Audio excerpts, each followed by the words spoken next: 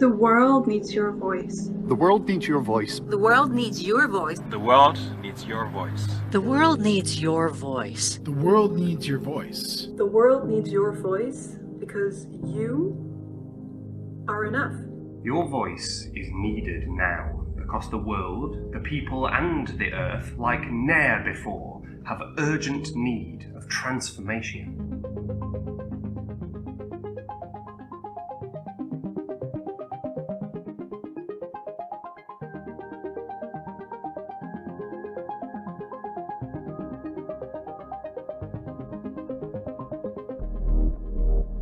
We live in a time where every person has a platform. Every influencer can help shape narratives on a global scale. Entertainment value is just as important to wannabe celebrities as it is efficient communicators. Among the noise we scroll past every single day are countless informed people who are just a bit dull. Your voice could be the difference between informing the world at large and struggling to reach the back of the room. Because every time you discuss an issue you're passionate about and care deeply for, here's what happens. You help the rest of us take our blinders off just a little bit. You are the future, and you have the responsibility to take humanity forward. We need stories to guide the way, to show us what's ethical behavior and what's not. Here's the opportunity to lift up your pen and your voice. And I'm here to welcome you to the Caledonian School of Speechwriting. I am a really big believer that learning how to speak in public, how to engage an audience, how to stand for something and share that opinion with the world is a radical act, and it's free. I cannot wait to listen to the speeches you write and witness the change that you'll make in the world, because the world needs your voice.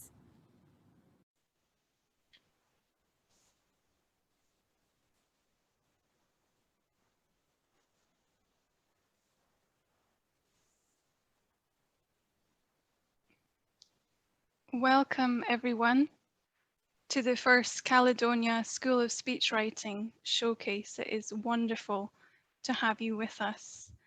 The school is funded by the Alfred Landecker Foundation and made possible by the University of Stirling, Creative Stirling, Made in Stirling, Amicus, Freer Consultancy, Create Greg, Humanity in Action and Vocal Data Limited.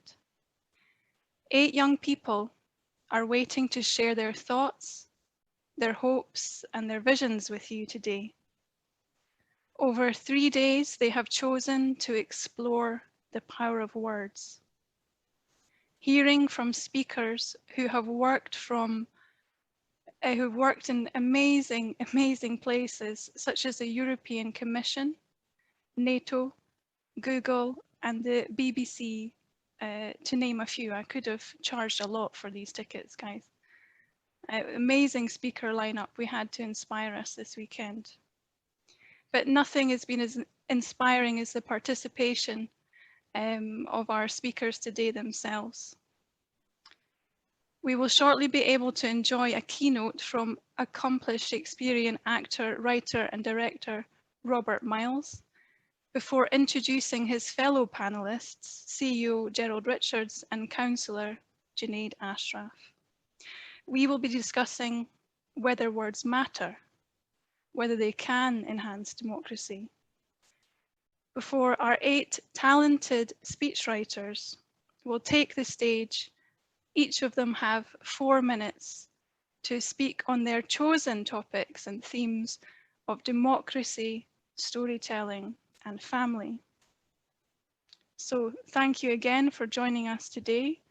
And Rob, the mic is yours.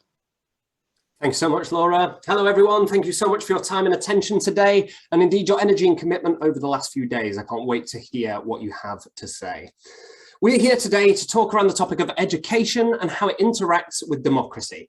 I'm here today to talk about Shakespeare. Weird. If you want to do speech writing, you should really study Shakespeare, they say, that nebulous they.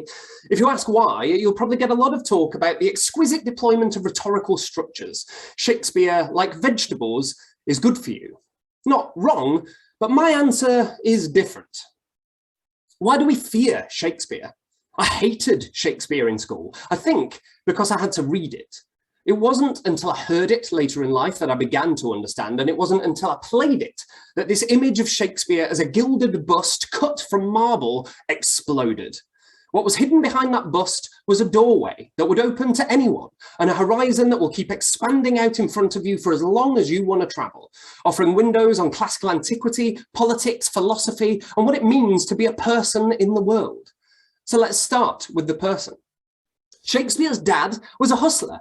He worked leather, a filthy trade that used smelly chemicals, but he made gloves for the rich, traded wool illegally on the side, and even tried his hand as a loan shark, though he lost more money than he ever made.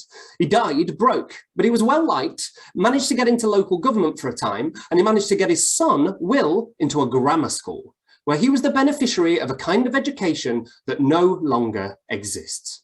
Once on the inside of this privileged system, a world opened up that was defined not by standardized testing or productivity, but by citizenship. The central question of education at that time was how to be a good citizen. Crucially, this included how to argue.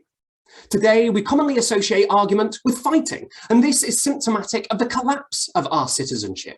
To argue is to attempt to convince while simultaneously being open to being convinced. Argument requires curiosity, humility, a suspension of judgment. Most of all, argument requires empathy. All Shakespeare is argument. Argument is the medium the plays and the poems are built from. In school, Shakespeare would regularly have been given a position to argue from that was not his own, in the person of someone who had totally different circumstances to himself. Whether intentional or not, this stretched his empathy such that it became his superpower. The Irish poet and philosopher David Whyte has a poem called "Just Beyond Yourself, It's Where You Need to Be." Shakespeare's life's work was about stepping just beyond himself in all directions of class, gender, ethnicity, age. That is how Shakespeare could step into the shoes of disabled tyrants, aged wizards, horny teen girls, hilarious idiots. He brought all these to life because he understood something we now often overlook, that identity is only a collection of what we are. Labels like king or fool, Christian or Jew, old or young, rich or poor. But identity cannot encompass who we are. This identity, the small sense of self we carry, David Whyte tells us, cannot survive a good conversation. Shakespeare showed us this through his characters, permanently in flux, subject to learning and discovery, who shifted based on who they shared the room with, what they needed, what they feared, who they wanted to be to others. Shakespeare's empathy, that ability to step just beyond himself, to suspend judgment and argue earnestly from all sides present on the stage, is the reason that the plays are still worth doing. The toxic lack of this ability to step just beyond ourselves in our politics has hastened the death of argument and given rise to tyranny. In the postscript to the French translation of his book, Tyrant, Stephen Greenblatt, the world's most prominent Shakespeare scholar, offers a compelling warning. Greenblatt says, "In the play Richard III, when three grief-stricken women come forth to curse him for his crimes, Richard III commands his attendants to make a tremendous racket. A flourish, trumpets, strike alarum, drums, let not the heavens hear these tell-tale women." Today's authoritarians have made a significant discovery. In order to repress dissent, they need only keep up an enormous din. Most of us suffer not from enforced silence, but from overwhelming noise, the disorientation of the daily news cycle, the outrageous tweets, babbling voices, ceaseless scandals, shameless lies. Today's tyrants do not need to mute their critics. They can simply deafen their listeners. This quote illustrates how much there is to be discovered when reflecting on our lives through the comfortable distance of 400-year-old plays. And yet, good argument, the undeniable truth of a good idea well expressed, is a scalpel that can cut through this noise, which might be why we aren't taught it. Looking at our history, we can pinpoint the moment in time the intention to be a good citizen, one who could step just beyond themselves, was lost. Namely, when education became something for everyone, not just the privileged. This change in participation during the Industrial Revolution in the UK meant the objective changed too. Education would now provide productive members of society. Language so ubiquitous we don't even give it a second thought. So I invite you now to give it a second thought. Education aims to make you competent enough within the system to create wealth for others. Here's a line from Coriolanus, a lesser-known play that opens with a protest that bowled me over when I first heard it. A member of the ruling class addresses the crowd. You slander the helms of the state who care for you like fathers when you curse them as enemies. And the first citizen responds, care for us, true indeed. They ne'er cared for us yet. Suffer us to famish and their storehouses crammed with grain. Repeal daily any wholesome act established against the rich and provide more piercing statutes daily to chain up and restrain the poor. If the wars eat us not up, they will, and there's all the love they bear us. Just hear that again. Repeal daily any wholesome act established against the rich, and provide more piercing statutes daily to chain up and restrain the poor. Tax havens, homeless spikes. Truth to power, as true today, if not more indeed, than it was in the Roman times it's set or the Elizabethan times it was written in. There was no free speech and no democracy when Shakespeare wrote, so the plays necessarily, to be published and to be paid for, ended up reinforcing the status quo. But there was no incentive to challenge that status quo, yet here he is doing just that. I argue it's his citizenship that compelled him to do so. And yet the plays are full of patriarchy, racism, misogyny, intolerance, and inequality. Some believe these are reasons the play should no longer be performed, but I argue that's why we must engage with them. The passion stirred in us by the presence of patriarchy, racism, misogyny, intolerance, and inequality in the plays is precisely because of the presence of patriarchy, racism, misogyny, intolerance, and inequality in the present. Why are we still tackling the same problems and backward ideologies 400 years on? The play's relevance to our daily lives is not a fault in the plays, but in ourselves, and forces us to feel an urgency about the progress we still have to make. So I ask again, why do we fear Shakespeare? Why isn't this the provocative, disruptive Shakespeare who told us the king is but a man as I am? Why isn't this our first impression of Shakespeare? Not vegetables, dessert. I argue because it was stolen from us. The ruling elite specialize in sowing division between those outside their small group, drawing the battle line vertically. So the fight is between us, not horizontally where we might look up at them. It's hard to believe there was a time when Shakespeare wasn't all around us, but it's true. Shakespeare's work was relatively obscure for over 100 years before it was rediscovered and co-opted by the Victorian elite, used as a tool of cultural imperialism at the height of empire. Our writer is the best writer, better than your writer. The work was sanitized, reference to sex, dildos, even the C-bomb were cut out. The text was spoken in the posh received pronunciation of the elite. The plays were positioned as above criticism, used to propagandize wars, and the likes of me and you began to feel this work was not made for us. And so we fear it. So we don't engage with it. It's remained that way ever since. But there's always been an underground resistance. Miners and working class communities in Britain, failed by formal education, created mutual improvement societies where they'd read Shakespeare and the classics. When slaves were freed in 1860s New York, black people seeking to assert their power put on Shakespeare plays with black casts at an ice cream parlor called the African Grove, and later beside the Park Theatre. They were arrested for creating too much noise and released on the condition they never performed Shakespeare again. Nelson Mandela, serving life in prison, read a smuggled copy of the complete works of Shakespeare, underlining his favourite passage and even signing his name beside it. Cowards die many times before their deaths. The valiant only taste of death but once. Here's the late poet Amiri Baraka to sum it up. Thanks to the Folger Shakespeare Library's free podcast, Shakespeare Unlimited. If the people that ruled this country thought that you could understand what Shakespeare's really saying, they would remove Shakespeare from this. Shakespeare, if you really penetrate what he's saying, the reality of what that drama is, you will see that Shakespeare is a revolutionary for that period. And that's what, through the use of so-called soft power, the elite have succeeded in doing for so long. They've taken it from us. They've taken it from you. And that is why you should do Shakespeare. Don't just study it, don't just read it, do it. Put it on its feet, say it out loud with vitality and breath. Own these words, not to get better at speech writing, though you will, not to master form, creativity through constraint, popularize previously privileged knowledge, or use universalizing abstraction to communicate ideas more effectively, though you will, but to enrich yourself, to empower yourself, and to reclaim your right to good citizenship. Shakespeare has power. Take that power back. Thank you.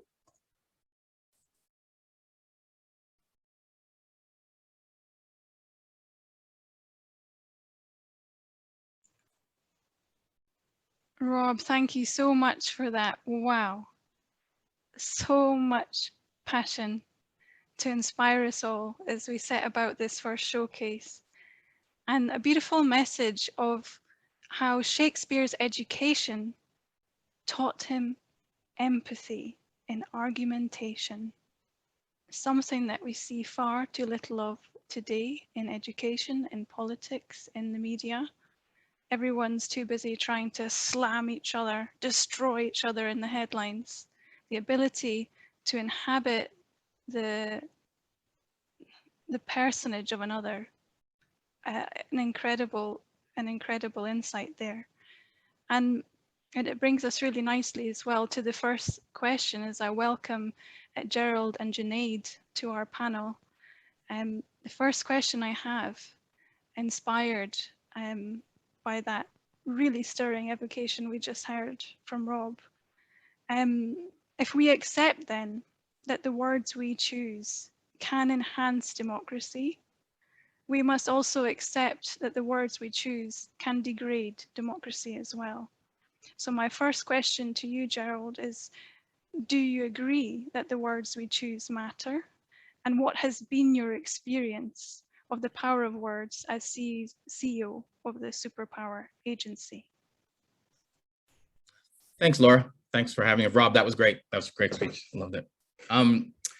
It is interesting because I've been thinking a lot about this, and well, as you can all tell, I'm not from this part of the world, and I'm American, grew up in New York City, and I'm watching sort of with sadness and disbelief of how words are being used to degrade democracy in the United States. I mean, we've gone from a point where I think we're making great strides around trying to get to a point of equality and trying to get to a point where people were coming together, and words have been used, fake news, however all that is, to sort of degrade that, and if anything, pull people further apart than I think we've ever been in my lifetime as an American. And so I've been watching this from afar, and so it's sort of watching it in action and watching the sort of the power of words to destroy a democracy that's been heralded as an example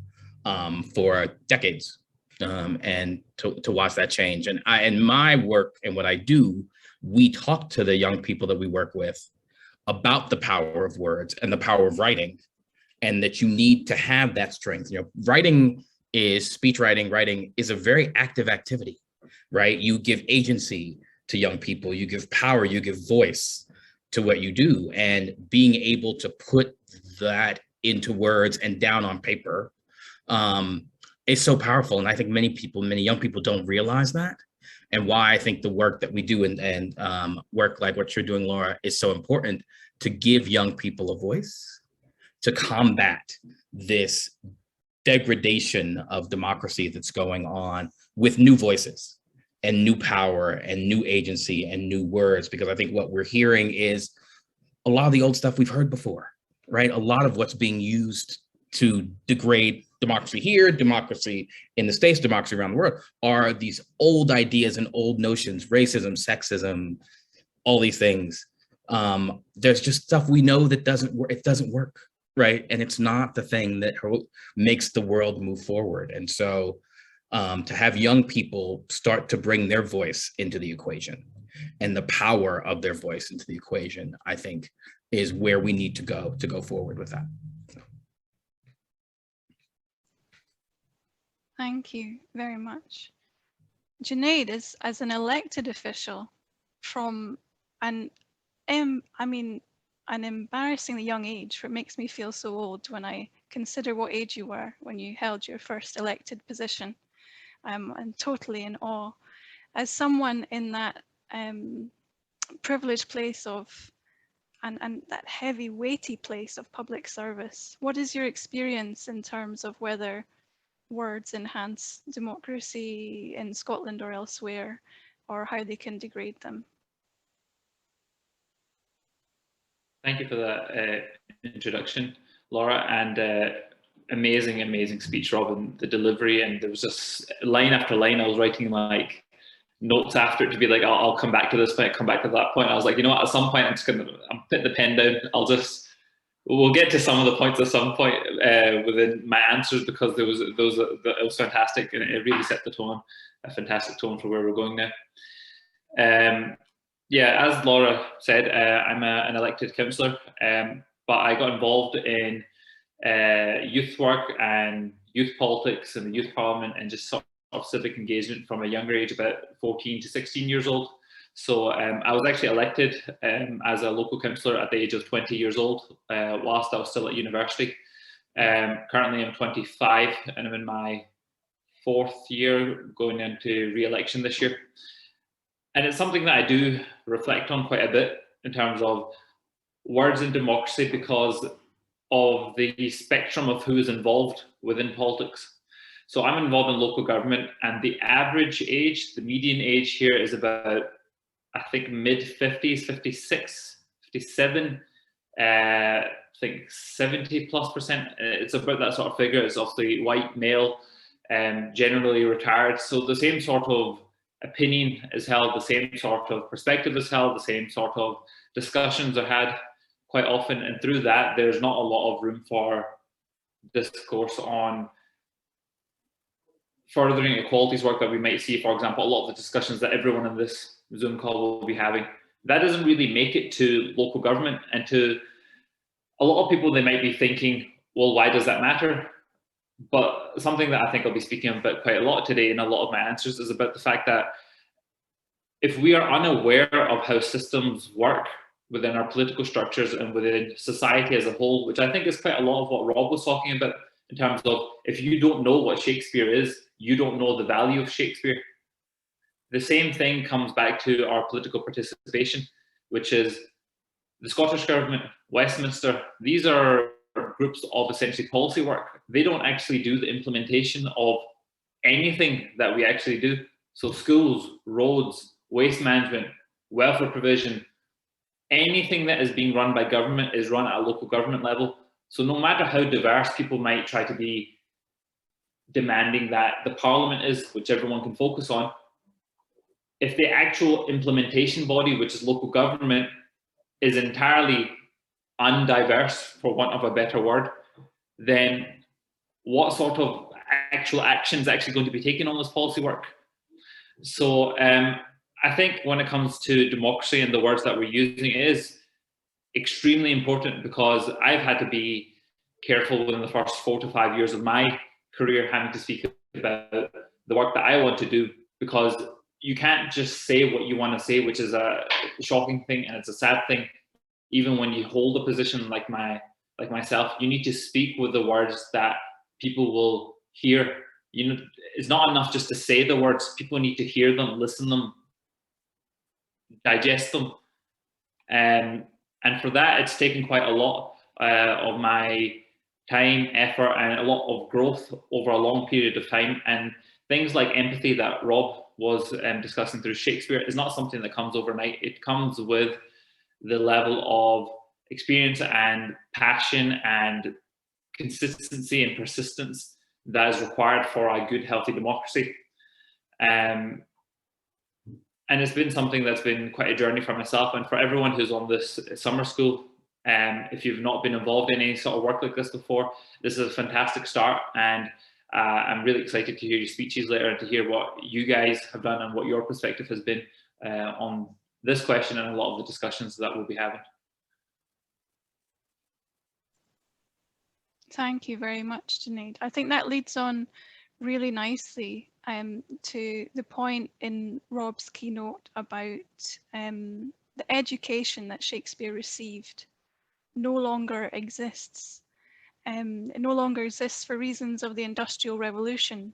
It no longer exists for reasons of austerity. I mean, there'll be a whole list of reasons and compounding facts and histories and contexts that are why we no longer receive an education like Shakespeare once had. Perhaps some of that's good. I mean, I'm sure some things have moved on since Shakespeare's time. But the idea that good citizenship and the agency you can have, the empowerment of being a good citizen is sort of been lost in education, is something that I think is a bit worrying if we can only get that from other places. So Gerald, then I'll put this to you first then. Do you think, based on your experience with the Superpower Agency and going into schools to teach writing specifically, that there are specific kinds of education that make a young person more or less likely to speak up? That's a good question. Yeah, I think, well, yeah, being an educated person and I'm very pro education. I do think our education system is geared towards making more capitalists and more farmers and more, which is not a bad thing. It will, at the time, wasn't a bad thing, right? It was a lot about creating people to make widgets and creating people to make things. And we know we've moved beyond that. And with computers and all the way, just the way the world works is different. And so I think our education system in fact hasn't really caught up to that. And, what I look at when I go into schools, and I think schools are trying very hard to prepare young people, but I don't know if they're preparing young people for the world that is coming. It's the world that we had 100 years ago or so. We used to joke in the States about, the education is stuck in the Industrial Revolution and hasn't moved from that point. And so I think the types of education that I find are the ones that really work, and the ones that I think are capturing young people are the ones where they're being asked to give their thoughts about things. That it's not just them, go and regurgitate your whole the history of the world for your test, or go and regurgitate grammar, or go and regurgitate these things, math equations and things. It's the ones that's asking them, well, what do you think? How do you feel, right? How do you feel about this topic that we're talking about? How do you feel about Shakespeare? How do you feel about politics? What are your thoughts? And I think a lot of times with the work that we do at Superpower Agency, we'll do workshops on asking young people, what do you think makes you special, right? What do you think makes you different and stand out? And I'm always amazed that at times people are like, well, I'm not better than anyone else. I'm like, that's not the question I've asked you. The question I've asked you is what makes you different and what makes you unique, because these are things you're going to need to know to be able to go out in the world to get a job, when you're in an interview, and tell people to be able to get a date, right? If you're dating someone, or you're trying to date someone and they have like hundreds of prospects of people, and you are sitting back going, someone asks you what makes you special, and you say, well, I love football. That doesn't make you special. Everyone in this country loves football. Right? So what is it that's making you special? And I think that comes from asking young people their hopes, their dreams, what they think about certain topics, what they think about government, what they think about how the world is moving, what they think about sexism, racism, homophobia, and these things, and to be able for them to be able to discuss them with their peers and with adults. Because I think there's a point where, you have a teacher and the teacher is there and it's just a teacher. Right. And we have the luxury in the work that we do is we bring volunteers into the classroom.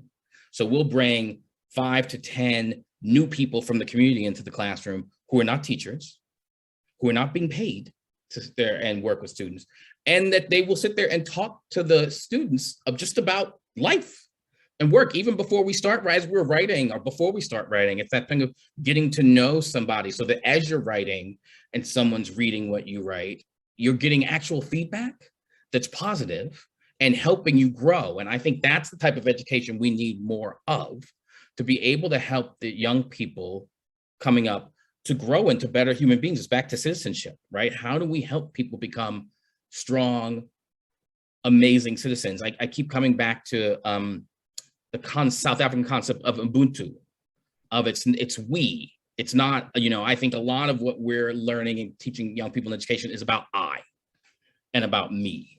And we need to start talking more about we and having them interact with each other in that terms of we. So I think more of that, I was like interactive education of them learning. I'm always amazed when you sit down and I talk to even primary school students and I ask them questions and I'm always like, that is incredibly astute because they see the world very differently than we do, right? As jaded adults, after we've been through all these things, and you're talking to a 10-year-old who you ask them a question about the world, and it's a very pure response of how they believe the world should be. I'm always amazed. And so I think that's more of what we need, is to get that purity back to how the world should be and to sort of pulling that out in our education system. Thank you. So many beautiful thoughts in there. Just sitting here smiling, even though it is pelting down with rain. I've lost all my natural light. I'm beginning to look like Morticia Adams, but it's cool. It's totally cool. I'm focused on my eyes on the prize, incredible inspiration you're all providing. Junaid, can you give us some perspective on, particularly as a Scottish public servant as well, on when education helps young people and empowers them and maybe where we can improve? So I'm not going to give the whole political spiel about my political party and what their ambitions have been. However, it was something, and it is something that is within the Scottish political scene right now in terms of how do we actually build active participants within citizenship. And they actually did have a program that came out called the Curriculum for Excellence. And essentially, to be brutally honest about what happened with that whole situation from my perspective was that there was a lot of guidance that was put out and a lot more guidance and a lot more guidance until you basically ended up with like a big pile of sheets like this thick given to a teacher on how to make a good citizen. And what had happened from the Scottish government was essentially they had to scrap all of that. And essentially what they said was, as long as they can do decent math, good English skills, and above and beyond that, they have like a wide perspective on essentially like life, leaving primary school into high school. That's the sort of direction we want them to go to. But my political parties had a lot of flack because of this, because they've had to go through a learning process essentially of doing this through education. So that's been the perspective of what's happening within Scotland. And it's something that's quite good about this country as well, is that discussions like this that we can have within like a forum such as this can make it within the Scottish political system and make it across and impact education. It only takes a small group of leaders to take something like that and push it out. So if we're having this discussion here amongst these leaders and we're discussing the value of language and how it impacts us further within the classroom, above and beyond just teaching them, I guess, a classical Pythagoras or, whatever else about, the Egyptian hieroglyphics and things like that. And people say, well, how is that going to benefit me with my taxis? I see that meme quite often online. But I think people are actually missing the point sometimes when they say that as well. Like a lot of what you're learning at school was not just to teach you how to live your life in terms of the technical aspects of what you're going to do. A lot of what you were taught in school, although a lot of us might say it kind of failed, was a failed attempt of essentially trying to broaden your mindset on like life. And I think it's just something we need to try harder, because I feel as if we're actually going towards more teaching kids who are like 12 years old how to do taxis, as opposed to, learning more about different world cultures is actually the direction we're going in, because of the criticism that we're giving to the education system. And we need to have a little bit more of it's a bit odd, this conversation, because the people that dominate these sort of conversations are the people who are pushing forward an agenda of we should have a broad level of thinking, but for the sake of creating an effective workforce. Like, I'll give you one example. Like, I've got somebody on LinkedIn I follow, and he's talked quite a lot about his children, how he's taught them essentially to do like A-level qualifications by the time he's 13. His daughter's 13 and his son's like 15, and they've done like A-level qualifications that you would normally do when you're 18 or 20. And I'm like, that's great. But now he's talking about his daughter and his son getting involved in startup work and creating like strong businesses. And I'm thinking to myself, okay, one part of that is you're definitely getting a perspective on life to do with business. That's quite interesting, and quite clearly there'll be effective workers on collecting money and the capitalism sort of aspect that Gerald was speaking about. But is there not a lot more to life about than just collecting money, essentially?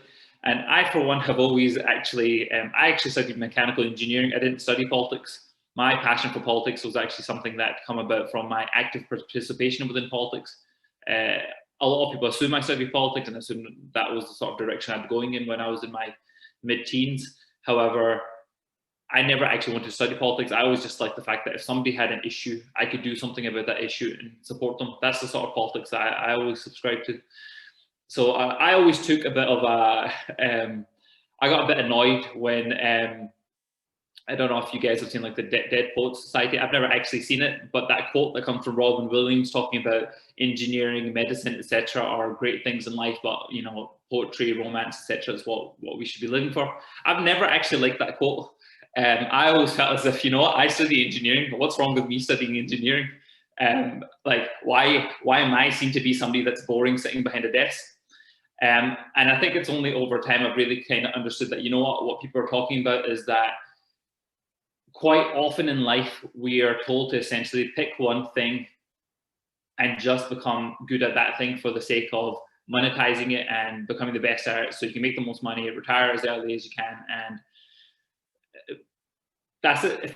Effective workers, I mean, we just keep coming back to it. I mean, I feel as if we're not here to overthrow capitalism within this speechwriting school. However, it is a large part of it that, you know what, access to having these conversations is also a monetary issue. Working class people, as Rob had said within his speech, have been deprived of a lot of these things, and most of society has as well.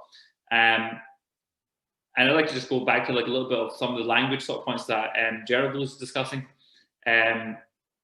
That there is inspiration that we can take from children and young people. Like something had happened like last week. Actually, my sister's son had come over, my nephew was over, and he was describing a story, and he kept talking about this animal. I had no clue what he was on about. I was trying to understand what he was saying. My sister was saying that my nephew actually calls a hedgehog a hedge dog, and she was trying to justify it to me, saying that why are they called hedgehogs anyway? Hedge dog makes 1,000 times more sense. What even is a hog? It looks nothing like a pig whatsoever. And I guess, you know what, running along these lines of fantasies and things like that, which are a bit silly, is something that we should do. We should be childlike within that in the way that we view the world. And it's through that childlike mindset that we should follow our careers and our paths in life and the way that we should enjoy life. Because the essence of what we're trying to say within the speechwriting school and within everything that we should be doing in life, and the application of what you're going to take from the speechwriting school is not just for if you become a politician or work for a politician. It's the message that you're putting out there in your everyday life. And I hope to give some examples later in terms of how some speeches have impacted me within my everyday life, and some interactions have impacted me in my journey, like very pivotal points, which are really small points.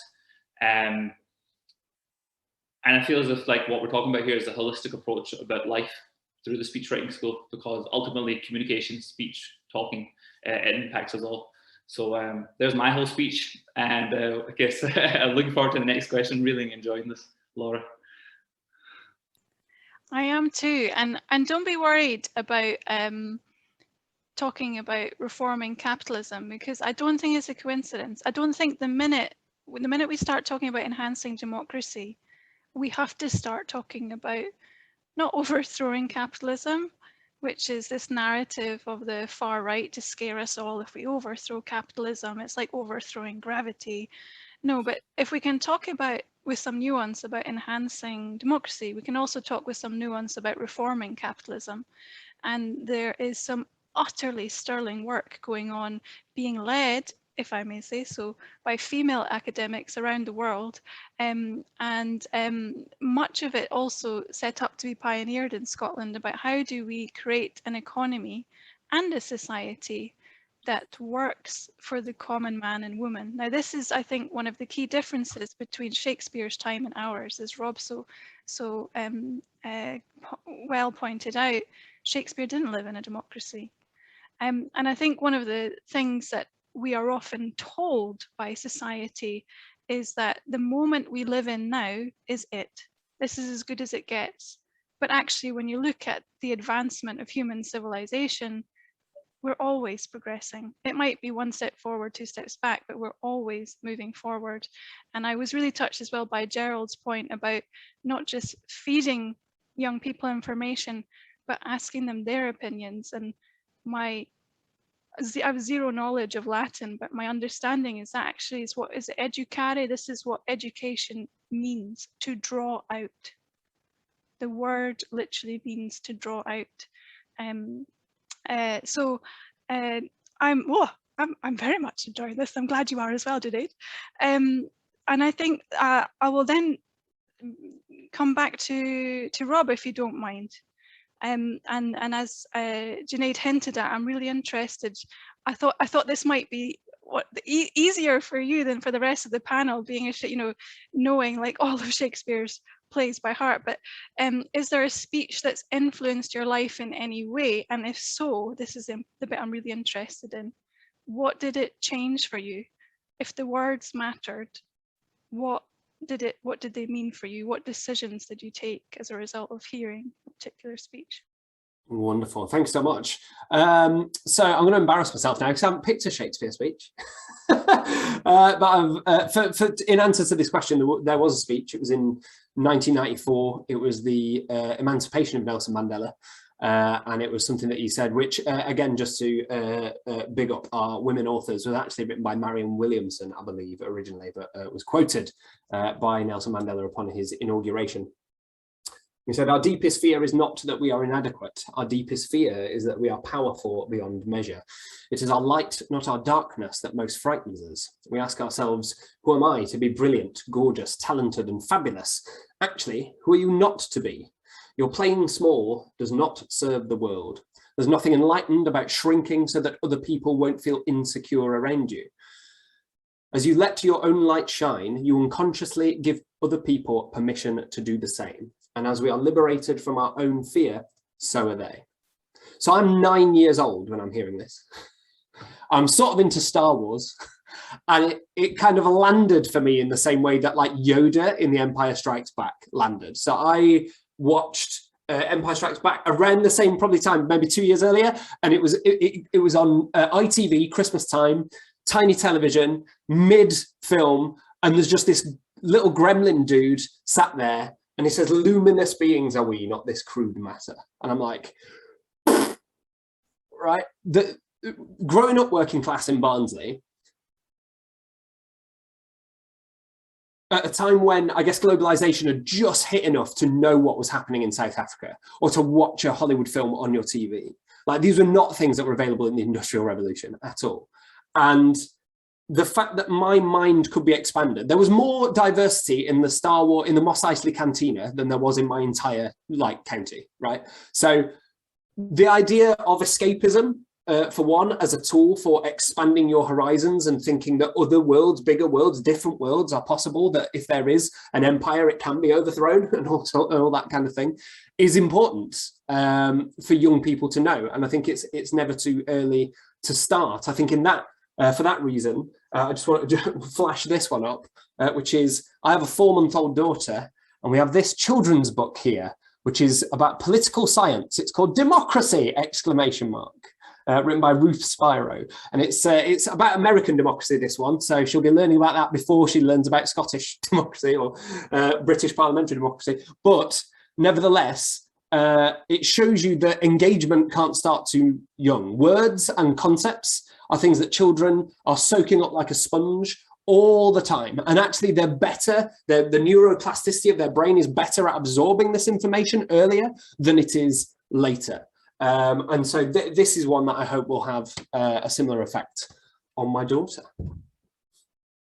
And I'll go and dig out Shakespeare quickly. Oh, that's so cool. I'm humbled to know that your life is so rich and that I am being very prejudiced by assuming that the only thing that would have an impact on your life is Shakespeare. You're of course so much more than just being a Shakespearean expert. So my apologies there.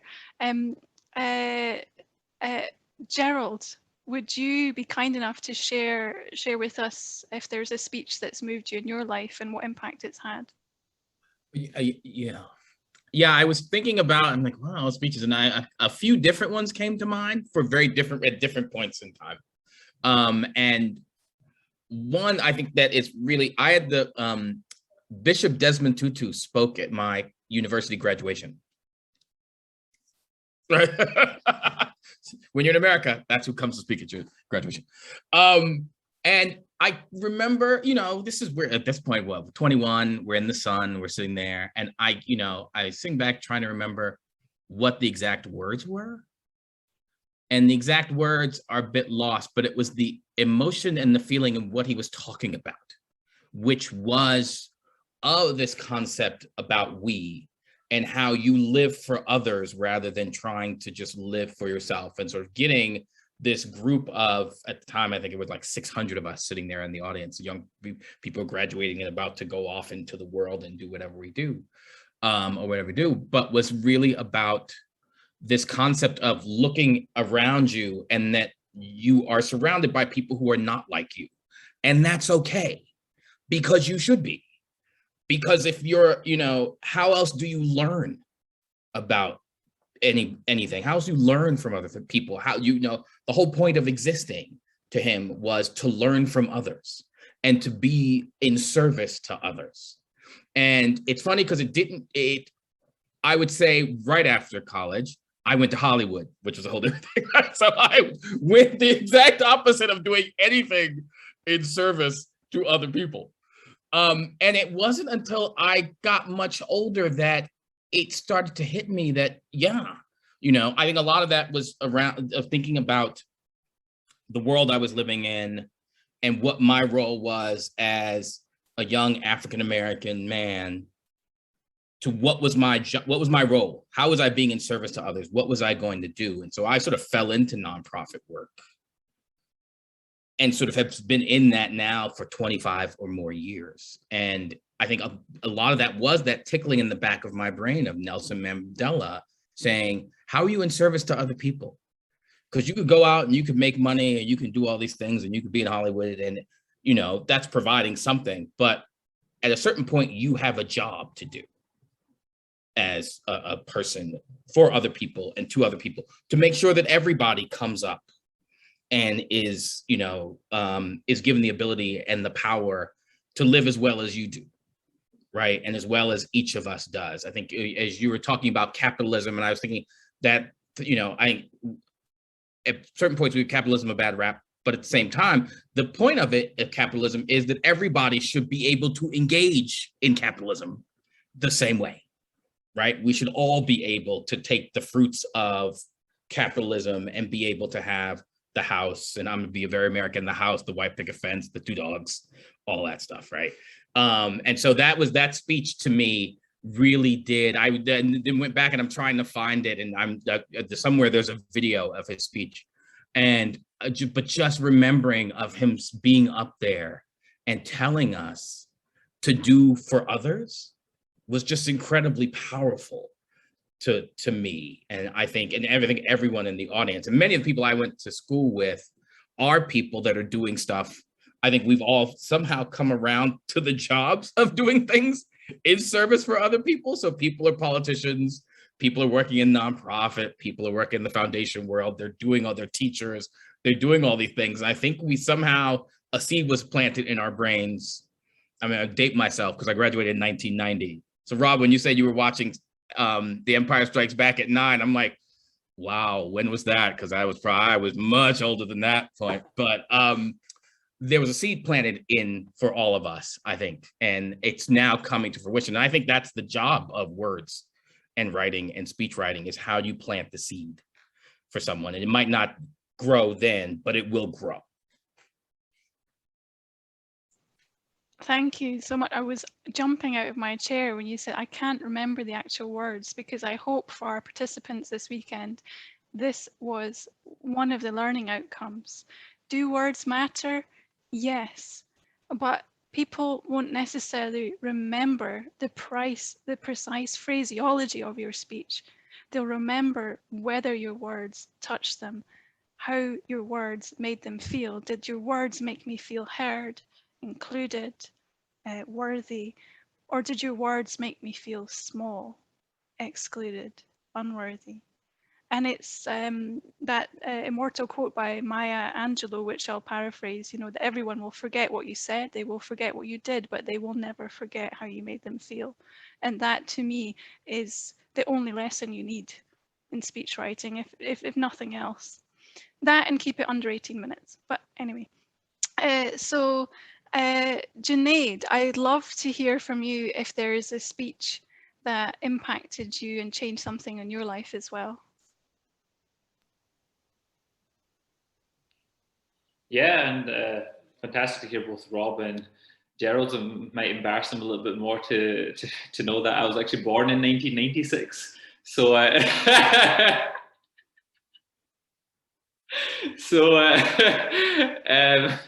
don't know how much. I was roaming the world for a bit by the time you were born, so that's fine. That's fine.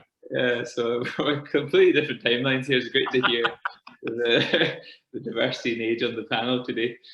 But I'd like to go a step further than both Rob and Gerald have went in the speeches they've chosen. Obviously, Rob's chosen someone who has a fantastic figure within humanity and the specific aspect of the speech that stuck with him, the words that stuck with him.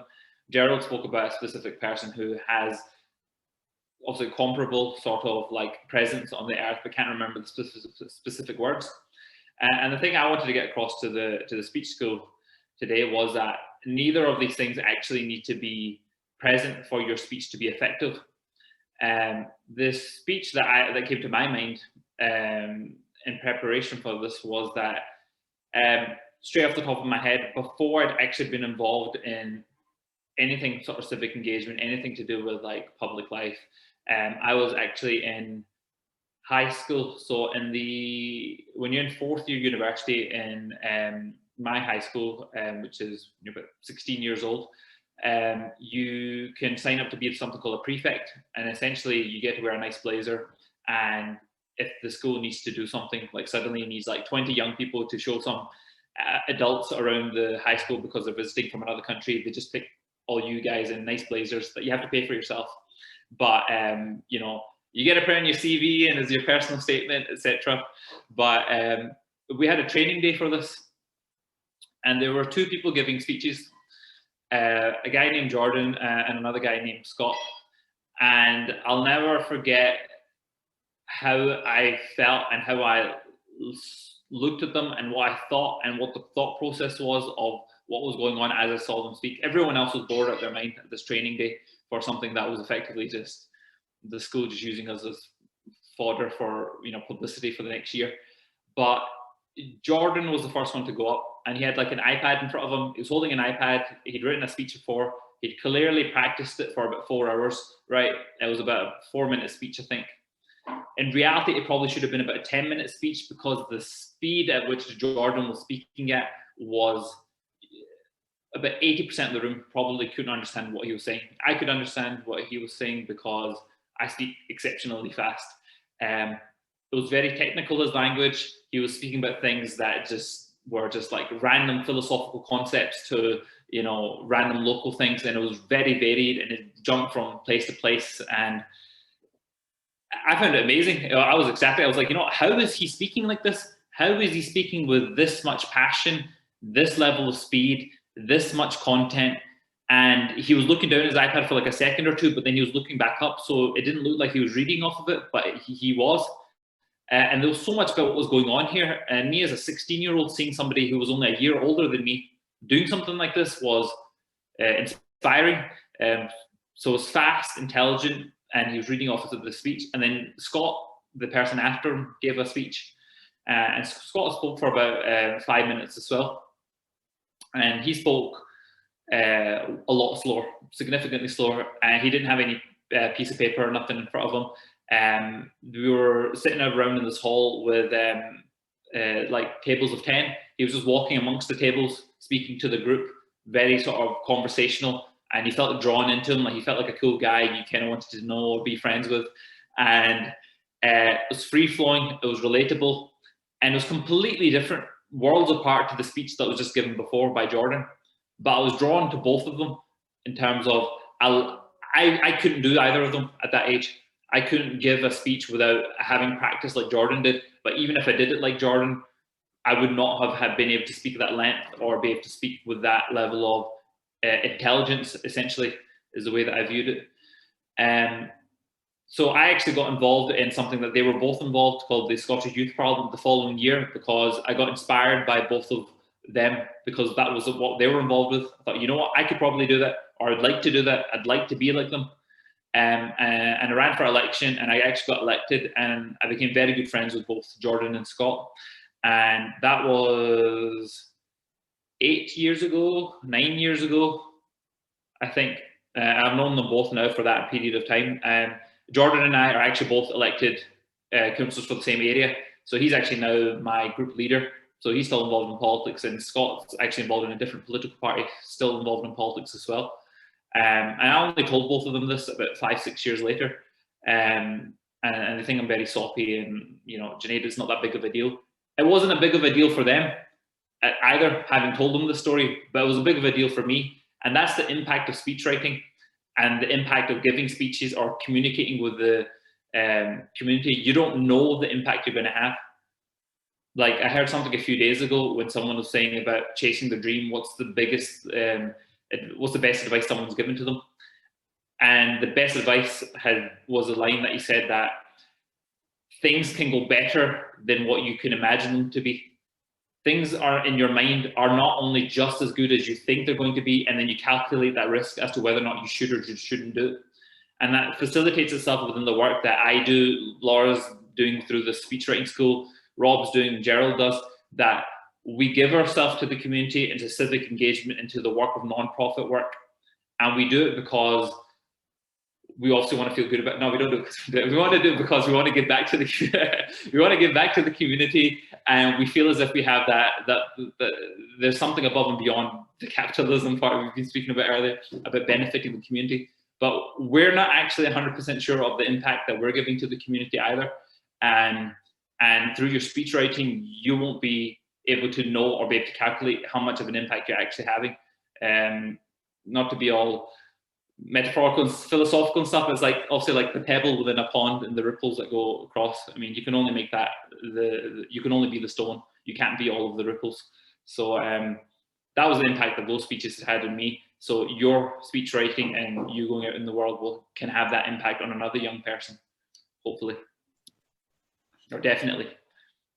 Thank you so much. I love those two mirroring points of a speech can be planting a seed, but also the mere act of speaking can give permission to others.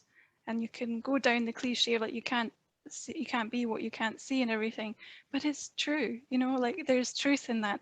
And so it's really interesting to hear that. Now, I don't know if the participants of the school know, well, I'm actually a little bit telepathic, and I sense that Rob was inspired by a Shakespeare speech, and I sense that he might have a couple of minutes to talk about that. So Rob, over to you. Gasp. Dead on the money. So yeah, well, you asked about a Shakespeare speech that might have inspired, and there certainly is one. This is from a play called Sir Thomas More, which was not written by Shakespeare and actually underwent multiple rewrites. So it was a bit like a Hollywood script where it just kept getting passed around different people who were trying to get it right. But this passage of it was written by Shakespeare, and we know that because it's one of the rare examples of Shakespeare that was written in his actual handwriting. So we actually have the piece of paper that he actually wrote this down. You can see by the way, where he crossed things out and improved them, right? He was redrafting. He was not, as his friends said when they published the first folio, someone who the ideas went from his head to his hand with never an error between them or whatever. He didn't just put perfect lines down. He worked. He was a craftsman, not a genius. And I think that's important to remember as well. But this speech is about the Huguenots who were coming over to seek asylum in England from France, where they were being persecuted, Catholics being persecuted. And there is a mob that is rioting, and it is asking for the strangers, which is the Elizabethan word for immigrants, to be removed. So they're saying, remove the strangers. And Shakespeare wrote this through the mouth of Thomas More, and he said, grant them removed, and grant that this your noise hath chid down all the majesty of England. Imagine that you see the wretched strangers, their babies at their backs and their poor luggage, plodding to the ports and coasts for transportation, and that you sit as kings in your desires, authority quite silent by your brawl, and you in ruff of your opinions clothed. What had you got? I'll tell you. You had taught how insolence and strong hand should prevail, how order should be quelled, and by this pattern not one of you should live an aged man. For other ruffians, as their fancies wrought, with self-same hand, self-reasons, and self-right, would shark on you, and men like ravenous fishers would feed on one another. Say now the king, as he is clement if the offender mourns, should so much come too short of your great trespass as but to banish you. Whither would you go? What country, by the nature of your error, should give you harbour? Go you to France or Flanders, to any German province, to Spain or Portugal, nay, anywhere that not adheres to England? Why, you must needs be strangers. Would you be pleased to find a nation of such barbarous temper that breaking out in hideous violence would not afford you an abode on earth? Whet their detested knives against your throats? Spurn you like dogs? And like as if that God owed not nor made not you, nor that the elements were not all appropriate to your comforts, but chartered unto them? What would you think to be thus used? This is the stranger's case, and this your mountainish inhumanity. And I will postscript that with the 4 simple letters RNLI.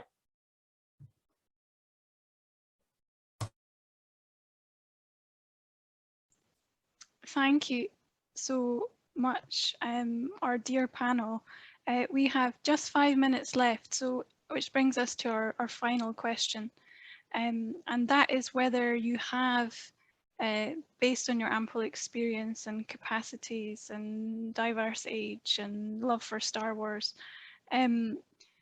what advice would you give to the future speechwriters, songwriters, activists, community leaders in front of you in just 1 minute each, if you please?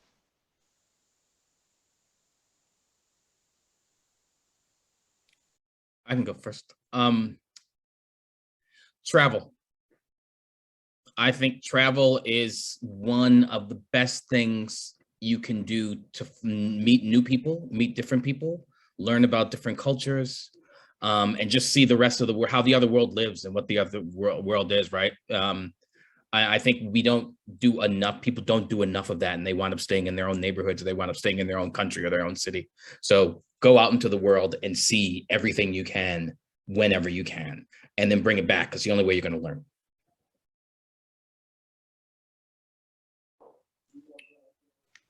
What was quite funny for me, that was profound, thank you.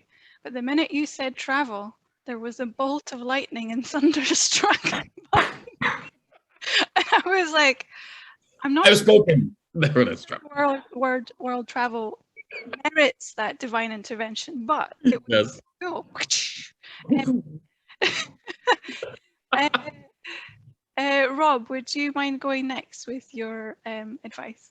Absolutely, yes. My advice is simple. Do it in front of people.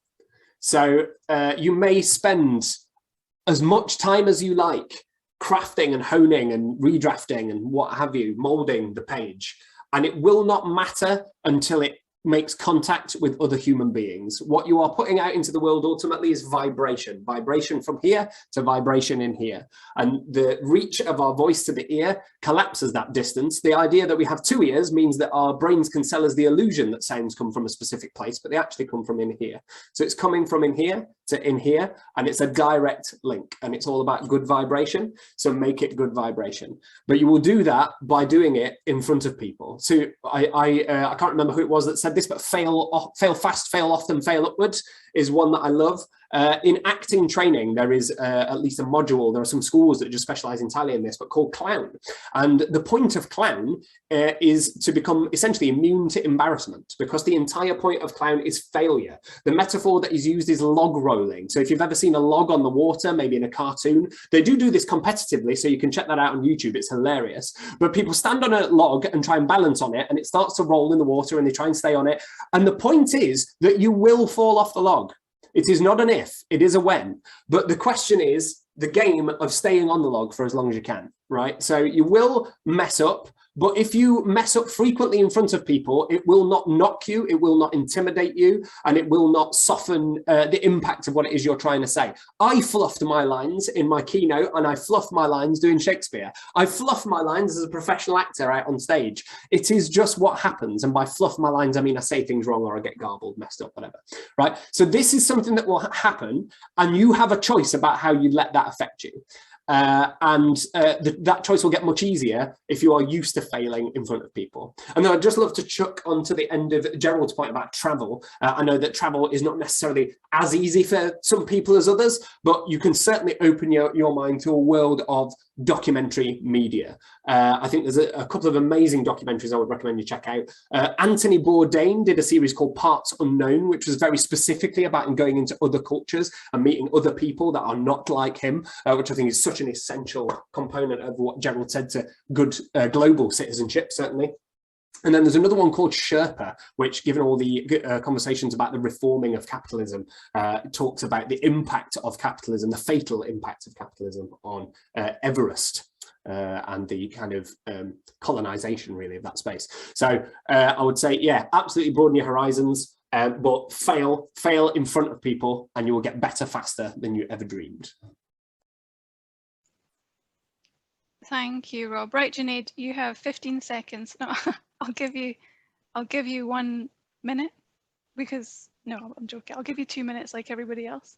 And then we have the great honor of our first speechwriter starting the showcase. Fantastic. Thank you, Laura. And I've really appreciated this discussion. Not had a discussion like this in a while, actually, COVID and things. But my advice would be to just try everything. And I do know that's not advice that's given quite often, but it's something that's personally worked for me. I mean, I played for the clarinet, I played the bagpipes, I did Air Cadets, Army Cadets, Scouts, badminton, basketball, football, studied mechanical engineering, worked in finance for a year, then ended up in politics. Especially, I guess, to the crowd that we're speaking to today, in terms of young people, like, there's no such thing as wasted time, especially at our age. Anything in your 20s, and I guess Rob will say your 30s, and Gerald will say your 40s, right? It's not, life is going to go on. Life will pass by anyway. Time passes by, and it's not about becoming that productive worker. It's about finding out what gives your life meaning and hope. And the only way to do that is to keep repeatedly trying what you want, even if it's not remotely related to what you want to do. An example of that was that something at the very, very start of my journey, which, if you think that, you know what, I don't feel have the confidence to do that, focus on the confidence. If you actually really feel as if I need a micro step to get into all the other stuff. I wasn't the most confident person in my early teens. I wasn't the worst person either, I suppose. But the confidence I got through being involved in youth work, having that safe environment, is something that kind of supported me towards doing all the other rest of the work I was going to do. And then when I got to about my first go, when I got involved in an elected role, I thought to myself, how can I increase this confidence? Because clearly that's where everything's coming from. And I thought to myself, you know what? I am the most uncoordinated person ever. I'm going to start taking dance classes. That is something I'm not comfortable with at all. I'm very tall, by the way. I'm 6'7". I'm like, so it's just too much arms, too much legs. There's too much going on there. But if you can find a way to challenge yourself in a field, because I'm not challenged by speaking or being involved in politics or the stuff that I'm good at. I don't get challenged very often. I was doing exceptionally well at a young age. So jump ship and go to do something else to build up that confidence. It's about a holistic approach and trying multiple things, traveling, as Gerald was saying as well, and as Rob was saying, holding yourself accountable as well. I think it's part of doing it in front of people. That all of this builds into the confidence aspect, exposure aspect, and the real life experience that you'll get on a personal level. So yeah, try everything and just throw yourself out there, and something will grab your fancy. Thank you so much, our dear panel. I'm sorry, Junaid, I'm sure you said something really profound, but all I heard was that you're 6'7". That's the phrase. That feeling of surprise and is gonna stick with me. I can't wait to meet you in person, like Gerald, like our speechwriters, like Elaine. I can see on the screen who's been such a supporter of this school. I feel like you've been friends a long time, and I've only ever met you online. It's so I just take it for granted now. Dear, thank you, panel. Thank you for the incredibly inspiring, uplifting, elevated conversation. It's been a real joy to have you with us. And dear speechwriters, welcome to your graduation of the Caledonia School of Speechwriting 2021. You will forever be the inaugural cohort of the speechwriting school, no matter what happens in the future. If I get hit by a bus tomorrow, no one can take that away from you. Now, please relax. I will call you by name. Don't feel like you have to fiddle with lists and things. And our dear Mohammed is taking the stage. First of all, he is doing the job of kicking everyone off. Mohammed, you have the mic.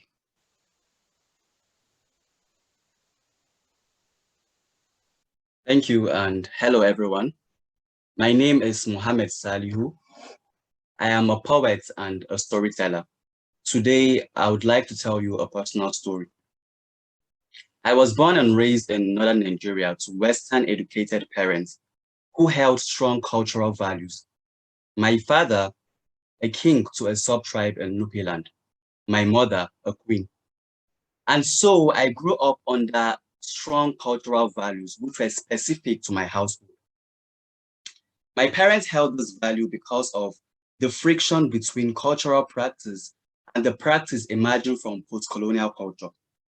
As a sign of respect, I would bow to my parents.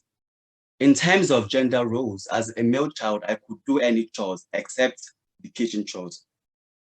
Now, things changed when I moved to Scotland. Here, I found an entirely new culture. Now, I love my experience in Scotland because it opened my eyes to another side of the world, particularly learning about the kilt, a knee-length men dress, which I believe proves the idea that clothing has no gender. Drinking of wines and enjoying a casual conversation in bars was something I struggled to reconcile with because I had seen drinking and visiting bars from a dark perspective because of where I had come from. What this story demonstrates is how family shapes our views of how we see the world.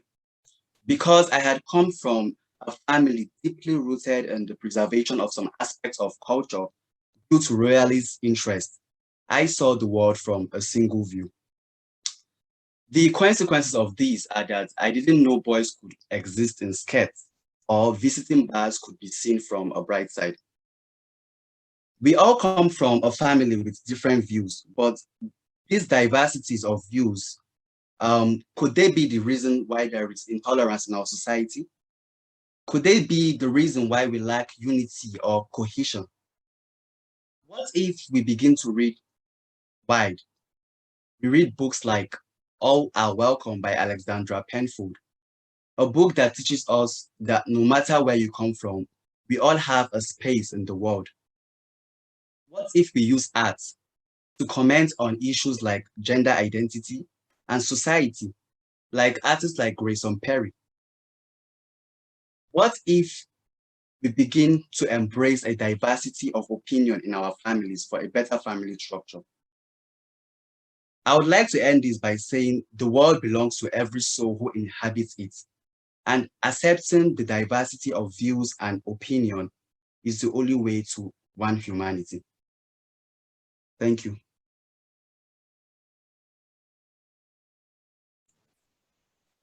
I can see everybody raising their hands, clapping. Thank you so much, Mohammed. I am struggling to keep my emotions together, but I will get through this stoically, like a good Brit. Thank you, Mohammed, for that incredible start. Next up, we have Bertil. Hello, everyone.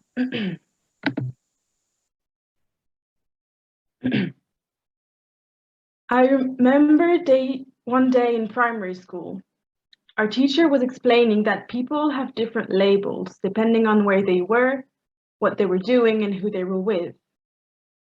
For example, she said, right now I'm in class with you, I'm a teacher, but tonight I'll be home with my children and I will be a mother. And that made me wonder, how many facets can one body and soul have? Through how many lenses can one person be seen? Because everyone crafts a persona for themselves. Most of the time, we want to show the best version of ourselves, whether that's on a sheet of paper stating you were the best employee in 2012, or a fun fact about how you were almost eaten by a giant bear in Canada. Everyone has a story to tell, right? I know that sounds like a very classic, almost corny sentence to say, but when you think about it, is the story you tell really the one that people want to know about? Let me dive in a bit more. Everyone is the main character of their book, but how many people hand out theirs and say, here's my story? And I'm not talking about the 5th edited version of your book. I'm talking about the version with scribbles and unfinished chapters. The one with that particular paragraph, you know, that paragraph that you wish you could scrap out of the book, but which actually holds key element to the character development. Now, you might think, well, what's wrong with the 5th edited version of my book? People only look at the pictures anyway. And don't get me wrong, I do like pictures. But I believe that the most interesting thing about a person is precisely what they think is the least.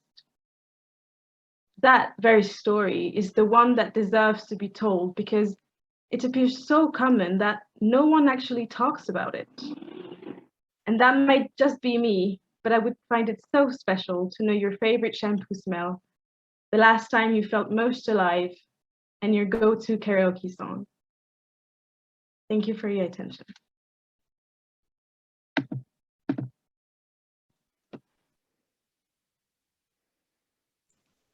Thank you so much, Bertil. Dear audience, you will notice that our speechwriters today, many of them, are doing something I never could have done at their age, which is give these speeches in a second language. That was utterly beautiful.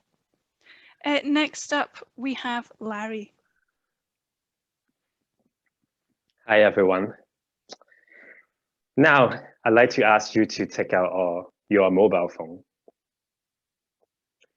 Go to the photo album. Yes, I'm asking to grab your phone, please. And find the last photo you have taken. Do you remember what it's about? When did you take the photo? And why did you take it? What does it mean to you now? Don't worry, you don't have to show it to me. There is always a story behind a photo. If I ask, what's your story? What would you think of? Many people have their own stories, of course. We can dig deeper to find out more. It can be hard sometimes, but we all can bring out our memories to life.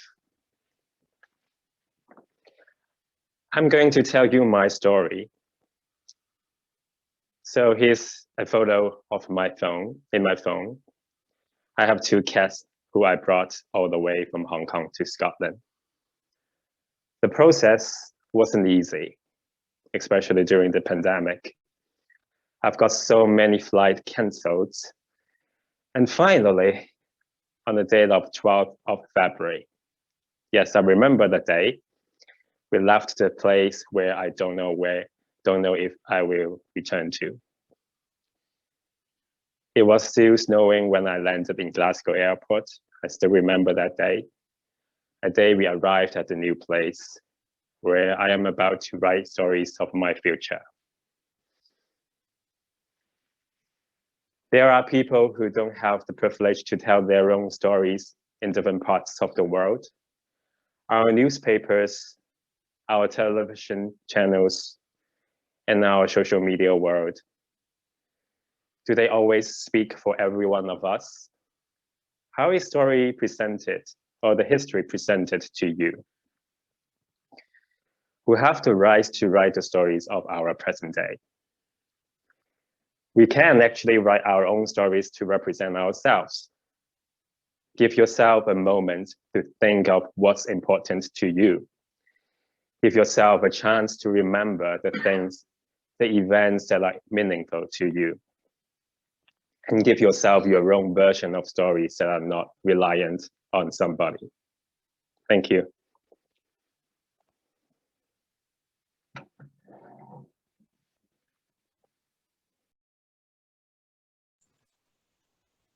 Oh, this is tough because you're all so good. I am trying very hard to be a professional adult woman, but this is tough because you guys are sensational, and that was extremely powerful. Thank you, Larry. Next up, we have Nikita.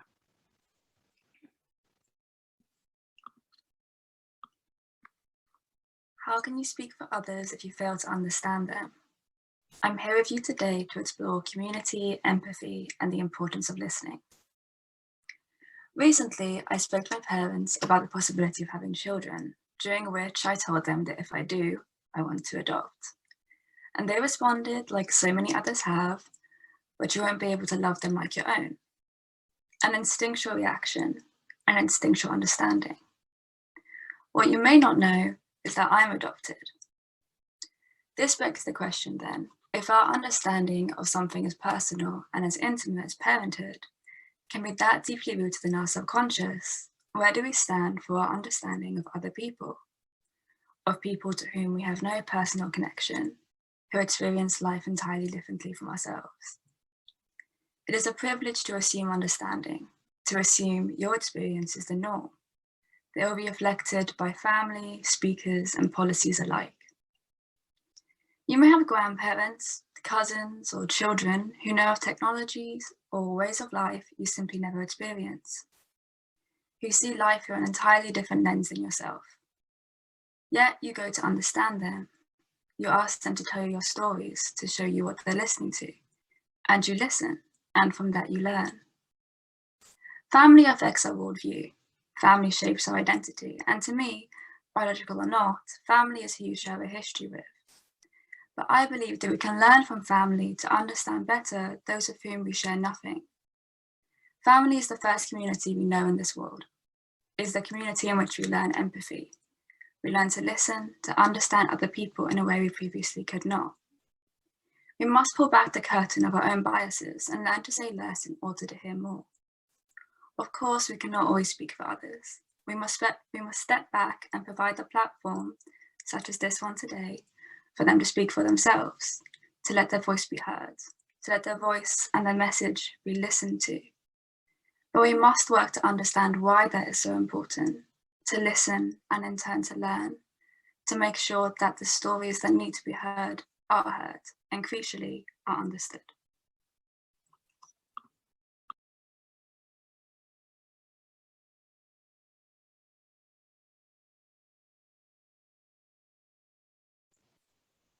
Thank you so much, Nikita. That was so thoughtful and so beautifully delivered. Next up, we have you, and you have the mic. Defined by my DNA, I'm half Scottish and half English. And on the national question predominating Scottish politics, I define myself as the most undecided voter in the entire country. Throughout most of my adult life, the most common political conversation I hold with my family, friends and neighbours is whether we should stay in the UK or strike out as the world's newest independent country. While neither of these visions are inherently incompatible with finding solutions to our collective problems, the focus drawn to this debate detracts from the other topics of greater relevance to the ordinary person. As both a politically engaged Scot and a citizen of the world rife with the divisive devotion to nation above all else, I find myself terrified that we are allowing our political identity to be defined by our answer to one question and our mutually exclusive love of one flag over another. Scotland's democratic journey has been incredible. In my relatively short lifetime, we have built and established a strong and now well-established parliament and held a peaceful and comprehensive democratic referendum. However, relitigating this independence question has overran the national discourse. Positive political fortunes have been correlated with attention paid to the constitutional question. For example, the SNP lost a third of their parliamentary seats in 2017 when they tempered their independence message. Our parliamentary representation barely shifted between the 2016 and 2021 elections as the parties and their voters entrenched themselves into pro and anti-independence camps. This polarisation means conversations across the back garden fence and round the dinner table don't change. Our democracy runs stale. Our capacity to persuade and be persuaded declines, and our essential habit as citizens of a democracy in fairly scrutinising the decisions of the government becomes less attentive or unreasonably aggressive.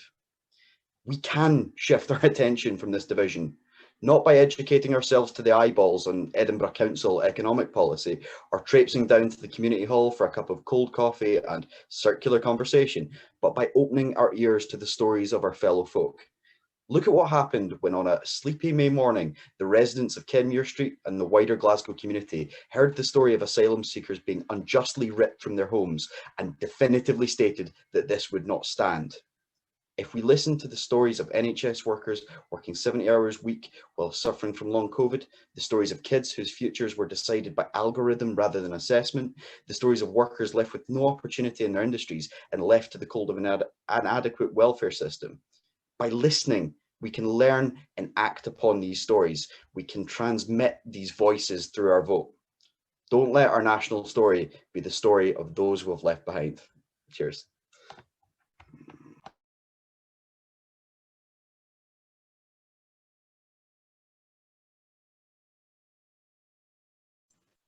Thank you so much, Ewan. When we hopefully can do this with a real live stage next year, I'm going to have to get someone to moderate because I'm going to be bawling if I have to go through this live one day. It's amazing. Thank you very much, Ewan. That was really cool. And next up, we have Alice. Alice, you have the mic. Hello, guys. Good afternoon. Thanks, Laura. I feel a little nervous, and I remembered when I first time to give a speech when I was 12. I really feel nervous. My hands are shake, and my words also go slowly, and my voice also. So when we first time mentioned about this theme about family in Friday, I think it's a really opening topic to all of us, because whether you are where you come from, where you are, we all have our own family. So I think it's a really warmly topic for me. And I think if I choose 3 words to describe what's the meaning for the family to me, I think the first one is tolerance. As we all know, because of the coronavirus, many of us international students, we can't back home. As Lara said, many canceled flights, and we are stay far away from home for a long time. During this time, I'm thinking about one thing. love and be loved. I think it's a really good time for many family members to gather together because this situation, because they are busy with work. They may have not plenty time to accompany their family members, but this time they just need to stay at home, work from home, also stay with their family members. I also heard a really interesting thing is many family divorce because they can't bear each other because they stay the whole day together. And it also makes me think about the tolerance each other. Yes, another word I want to mention is hurts. Love sometimes belong with the hurts, and many hurts also cause the love. We are loved by our family, parents, friends, or lover. We also learned a lot from them, and family also the first class in my life taught me how to love, how to be loved, and it's not can't extend by other things, you know. And I also wanted to mention about one drama I really like, Peaky Blinders, the Shelby family. I really love it, and this drama taught me a lot. And they mentioned this family many times. They always holding their whiskey and cheers for family. Yeah, they all put the family in a really significant thing in their life. They work together and they face the difficulties in their lives. So I think the family is really significant to all of us. And one day, all of us will getting older. We will all pass away, and we will say goodbye to this world. And I'm just thinking, we also lose memories because these days the technology developing so quickly. We can use mobile phone to memorize, and we all need a company. Like Larry has his cute cats, and Nutella has his she's plants, and so. But I think I have these memories, and reminded me I've been loved and I can love others. I'd like to share my this emotion and my feelings to the people I love. Yeah. And another thing is really important, and I think it's not absolutely correct or wrong in love.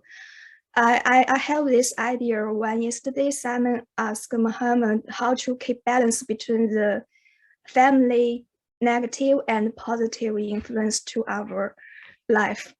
I think it's not you know, it's just it's not a correct answer for this question, because all we need is time. I think time can heal all of us and makes us to grow up, and we can understanding our family members more. And yeah, and we all know we only have one chance to enjoy the moment we stay with our family members in this world. We only have one time live in this world. So I think it's a time for us to cherish everything we own in this moment. Enjoy every moment, stay with families, and enjoy love and be loved. Thanks for listening to me. Yeah. Okay. Thank you so much, Alice, and thank you also for bringing the phrase to the school to touch the soft part of the heart. I think you just touched the soft part of everyone's heart.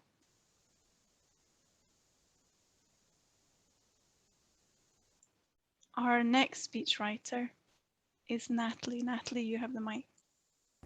Thank you. 25 bags of human feces. My dear friend Mira cares so much she has picked up, amongst lots of other rubbish, 25 ill-disposed, bagged and abandoned human excrements from Scottish beauty spots in the last month alone. Mira cares so much about littering, she picks up at least one carrier bag over her day. Mira cares so much, she often posts pictures of the litter on the streets of Glasgow or in the forests or hills or lochs she might be exploring that day, and angrily tags the local council in them and asks questions to provoke the thoughts of her followers. She cares so much, she is part of the litter picking community that uses Instagram to organise picking gatherings, to share affirming before and after photos, and to campaign and petition to keep Scotland stunning. Mira cares so much, she has transformed the way I see the space I live in. I ignored the litter. You probably do too. It's just too much. My eyes swept over it all these years. I lived here on all these walks along the rushing, intertwining, soul-renewing River Tay that I have the immense privilege to live so close to. I instead focused on the wildflowers turning into seed pods, the trees filling out and thinning down, and my wee dog guddling in amongst the rocks. Now, I see the takeaway boxes wedged in the tall grass, the plastic bags hanging from branches, the shards of glass smashed along the path, and the drink cans my wee dog tips over as he plays in the shallows. Now, I pick up rubbish on my walks. When you next leave your home, look around, consciously perceive your space, the place you belong to. Notice what needs to be changed. Don't ignore what is difficult to face. I'm telling Mira's story because she is what you might call an ordinary citizen, one who cares so much that every single day she affects me and others deeply. She challenges me. She irritates me. She supports me into caring deeply too. Litter might seem like a fairly trivial and inconsequential matter to root the speech in today, but to me, it is a microcosm of our failures and our possible potential. Each piece of rubbish dropped represents another choice made not to care. Each piece of rubbish picked up symbolizes our love and support for one another, our choice to care for each other, even if we don't know each other, even if we don't know who we're affecting, and to care for where we live. And I think this is really key in a democracy for me. So all we can do is change our wee corner of the world in whatever way that is. And if we stop getting angry, if we stop caring, then nothing changes. So I want to ask you, who's your mirror? And can you be a mirror to others? Thank you so much. I'm Natalie. Thank you.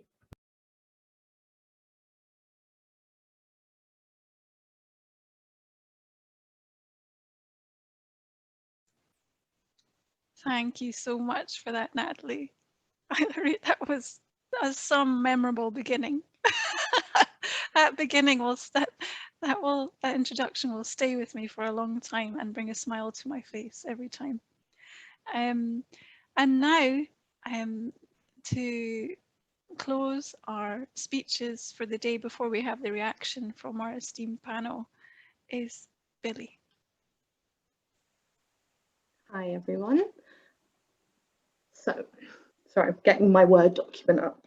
1 second.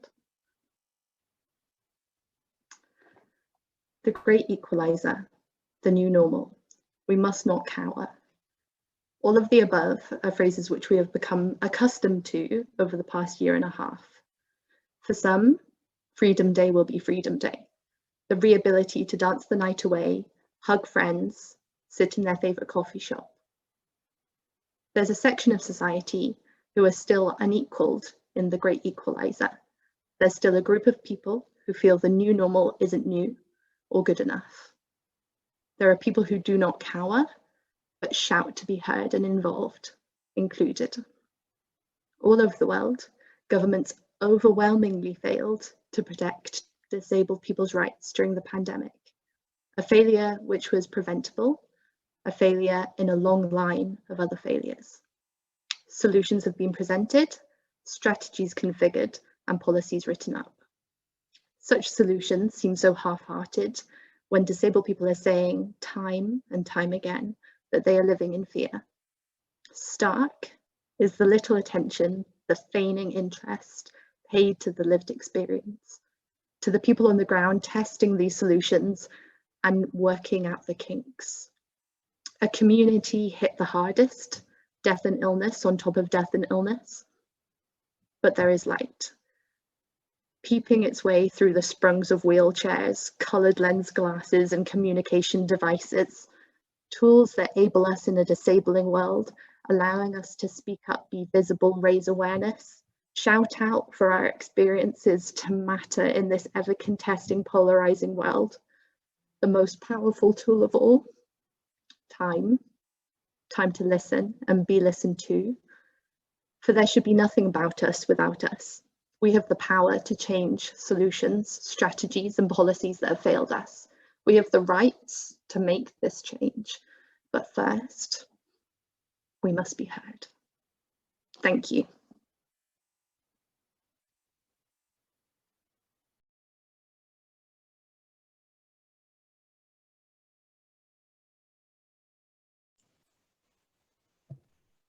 Thank you so much for that incredible send-off, Billy. I think for once in my life, participants will tell you I'm prone to a monologue. I think I'm genuinely speechless. I don't think I knew what to expect, and I'm just blown away by what each of you has contributed to this experience and to each other, how you've supported each other in doing something which is so incredibly hard, which invokes so much instinctive fear in all of us to speak up and to use our voice and to talk about the things we care about. So, Gerald, will you save me? Panelists, you have 3 minutes each to respond to our incredible speechwriters. Wow. I was wow. I'm blown away. Congratulations to all of you. I thought you did a great job. I was listening intently to all of it. I think Bertil, you had a line in yours that I think I remembered it then, but it's back to how I felt because you said it, and it was about story and how what is yours. I can't remember what it was, but it was, to me, it was so powerful. It was sort of like 25 bags of excrement, which now will always be indelibly wired into my brain, which is good. And I think that's what all of your speeches, I think that's what it is, right? It is, what's the thing you want to remember? And I always tell people in work, I do some other sort of work outside of my nonprofit. We do storytelling for other organizations. And I tell people that you always have to have a tagline. And you always have a tagline that works and that fits, and that people might not remember it, but they'll remember how they felt about it. And it will invoke a response in them. And I think you all had a line that had that sort of, that's the thing that people will walk away from you and go, ah, that moved me. And so I was moved by all of them. They were really great and so different as well. I think there was not, even if they were about family, it was just different takes on things that I just loved. So thank you for that. That was great. I don't think I could have done that if you'd done what you just did at your age. I would say a bit older than all of you. But yeah, I don't think that was not in my mind to sit down and give a speech in front of people and be able to do it well. So congratulations on that. That was fantastic. Thank you so much, Gerald, for that response. Junaid, can I ask you to go next? Yeah, definitely, Laura. I mean, fantastic. I mean, like Laura was saying, like speechless. I love the breadth of the approach as well that was taken, and I think that's all indicative of you all having different personalities and actually putting yourself within the speeches, which is something that I'd seen across all of the contributions, which is something that's very much missed within politics today. I mean, speech writing has almost essentially become a science in terms of if you can build the most neutral line, then that means you can get the most amount of support because you can get everybody from all different sides. And I think the conviction to speak from a personal perspective is something that I feel is significantly more powerful, and it's a lot more vulnerable and it's a lot more dangerous. However, it's a lot more impactful, and it's something that was reflected upon all the speeches here. I like to just go through like one quick point on everybody's speeches, so I'll fit that in within the 3 minutes. Don't worry, Laura. So first with Mohammed's, absolutely adored the whole starting of the king and queen perspective of your parents. Something I think primarily for me from an ethnic minority background, and viewing our parents in that sort of light, and the strong sort of relationship with family. Something that I would reflect on apart from my international student ethnic minority perspective as well is that you spoke about the diversity of thought and opinion from your experience of what you've seen, and that's incredible, obviously, from the experience you've had. But also, I think something that's really important that you should realise yourself is that as an ethnic minority person within Scotland, a lot of the people you'll be engaging with might only have Scottish white friends around them. You, as a person, are an extremely strong force within every single conversation that you have around you, and you should be aware of that. To Bertil, in terms of the labels, today a teacher, tonight a mother, and I really like the ending of your speech in terms of the karaoke, the shampoo smell, and it was through words bringing into our senses, into the speeches, and also just almost like a, not uncomfortable, like as in like a childish sort of thing, like in terms of the things you were saying, almost a relationship-y sort of thing, and it's the most vulnerable place you could possibly be, and it really hit me in a specific, more like emotive way by using senses, but also that specific experience with things which are very personal, very, very, very personal. To Larry, the fact that you had the picture behind you before you'd even started, and it's been there for the entire time, it's not something you put up. It's kind of indicative to the fact of what your speech was saying as well, that things which might not matter to anybody, the pictures on our phone, something that was literally in the background right in front of us, is something that we gave no consideration to until you brought it up. And something that I really liked about the speech is that you didn't say how important the cats are to you. You showed it by saying that, you know what, this is the story of the cats, and from that we know how important the cats are, and that's very strong. To Nikita, very, very, very strong point in terms of what you led us into, in terms of you allowed us to go into our unconscious bias of being like, of course you wouldn't have a relationship with an adopted child that you would have with a regular child. It's a very common you're allowing us to confirm with you for some reason, and then you completely shoot it down like that's not the perspective we should have. And it's almost one of embarrassment on a singular scale for everyone, because we're all like, a lot of us might have been like, yeah, we had that opinion, but we should be ashamed that we have that opinion, because it's not an opinion that should be held, because it is wrong. And the way you led into it, and then for the whole speech, I was just feeling a bit like, you know, everything she's got to say, I'm taking on board. She's made that huge monumental mind shift change for me, that everything else I'm taking on fully and fully engaged.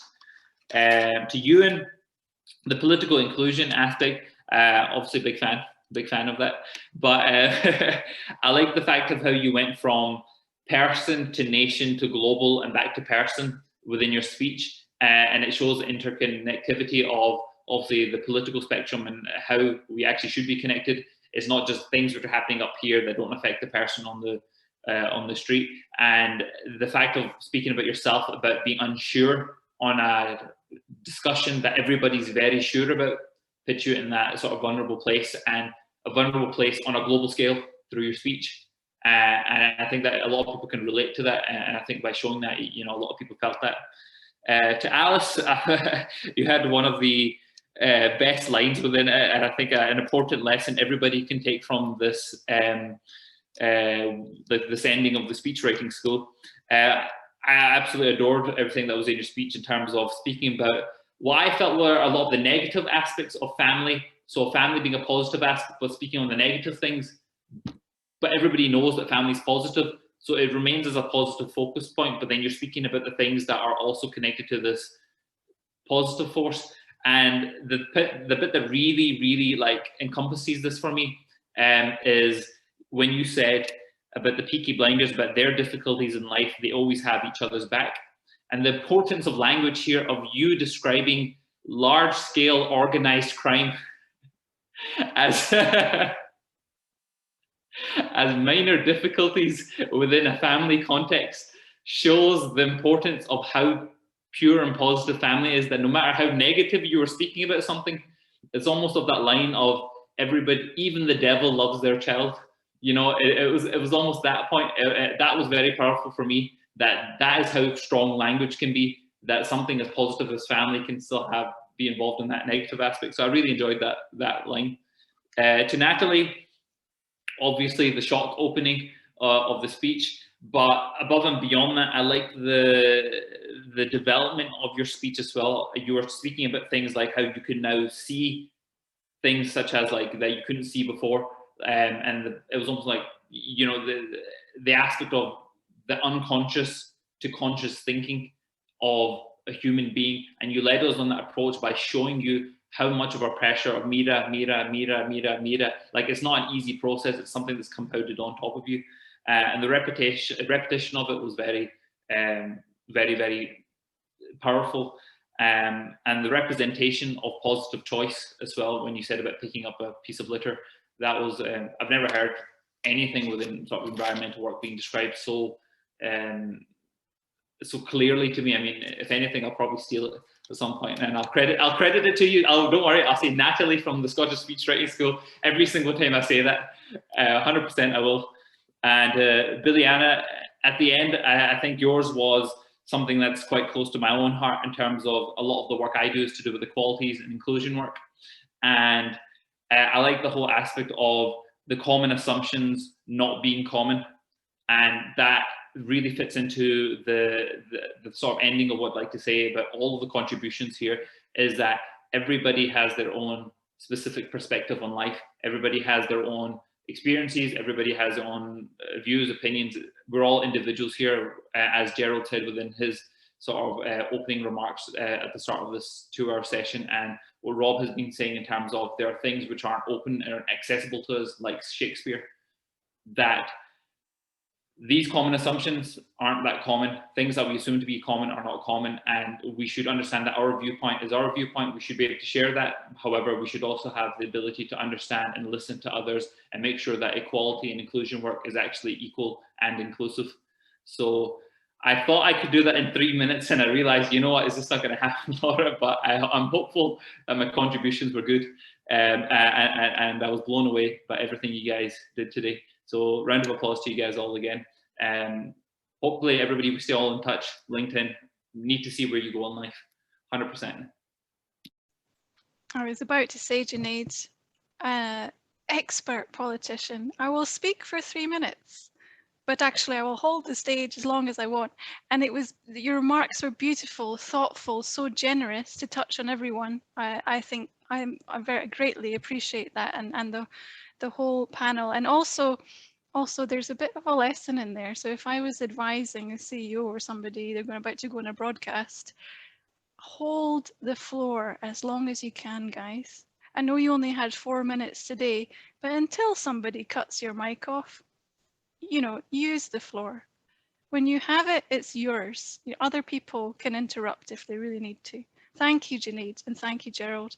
Rob, would you like to fill in the final 3 minutes of the session with your... My word, yeah, an extraordinary gauntlet thrown down there by Junaid. I don't think I'm going to be able to follow that in quite the way I would like to, but I do want to say that I loved the eloquence of all of our second language speakers. That is an ability that I will probably never attain in my life, and it's something that you already have. I think one of the most exciting things being on the kind of back end of the 30s now is seeing the next generation coming up and being so much further forward in their politics, in their kind of awakening, in their progression, and in their abilities than I would have been at that age. And I think it was a theme that came through a lot of the speeches, was that change comes with time, change comes with generation, and I think this generation that we're seeing is hugely, hugely exciting. I'm going to touch on everybody briefly, just going to pop out things that stuck with me and will stick with me. The kilt as a male dress and the idea of Scotland not having gender, I thought was just superb. Love that. But the idea of diversity of opinion in families leading to better family structures, I think that's something that, you know, as with Ewan talking about independence, or with Brexit, or with so many of these kind of really divisive issues that we have now, they have broken up families, and I think that that's a real shame, and I think it will be lovely if we can understand each other better and try and hold space for each other, even if we disagree. But it was the facets and lenses that we can look at ourselves through that to me just absolutely stuck, and it was a little bit Pink Floyd album cover. It was like a prism. It's like the more facets on this lens you have, the more colours and shades that you can see of a person, and that's a really wonderful thing. The idea as well that we do tend to sanitize, you know, the idea of Instagram as the highlight reel versus the behind the scenes documentary, which is often a lot more chaotic and fun than the finished product. My favourite karaoke song is Back in Black by AC/DC. My favourite shampoo smell is Wood Smoke, which Lush put in there, and it's so nice. And the most I've felt alive is probably seeing the Northern Lights once, which I was very lucky to see, and absolutely amazing. Larry, the fact that you don't know if you'll return, to me, was so powerful. And the fact that you said that you're going to write the story of your future. So what I would challenge you to do now is physically write the story of your future now. And I would love for you to come back and read that again in 5 years and see how similar or different it is, because life is chaos, but it's also brilliant. And I think crystallizing what that vision might be, and whatever it is, could be really exciting. Nikita, I loved the weaponization of the comedy punchline to deliver an emotional impact instead of a kind of laugh line. I thought that was so powerful. And the kind of incentive or the incitement to create and hold space for people who aren't like us. I just think that's a really important thing.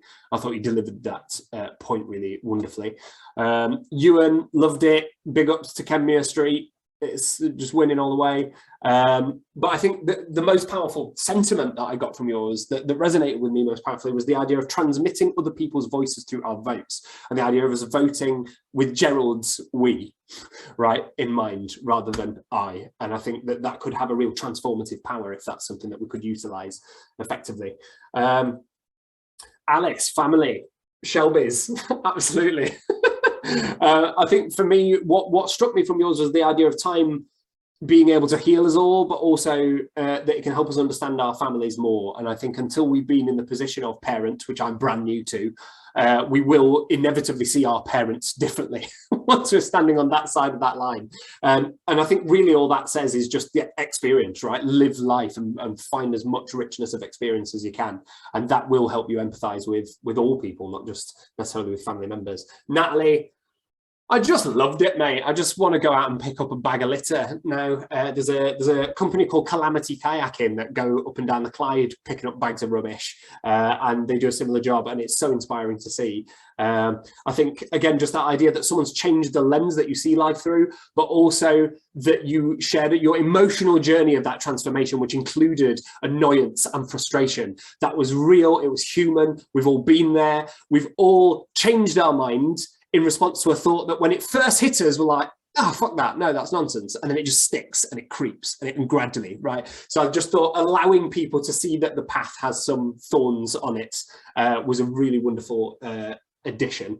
And then Billy, disabled people, the preventable failure, and the question of what is commonality, right? Who are we including and excluding in the common experience? I think 1 in 5 people have some form of disability. So if you know 10 people, this is a you issue. And I just thought that came across so clearly from your speech. And hopefully we can just continue to create space and platform people that can raise our awareness of this, including yourself. I thought that was wonderful. Thanks so much, everyone. You're amazing. Thank you so much to our panel. Thank you all for the love and respect and generosity you've given each other. And hopefully we'll be back next year, August 2022, somewhere in the centre of Stirling. And I hope I'll be able to invite you there to speak to next year's group and to let them know how it was to do this for the first time. And so I feel like I need to go have a lie down. I'm kind of I'm all over the place. This was something I'm not going to forget ever. So thank you everyone for your contributions. Take care of yourselves. I look forward to seeing you offline.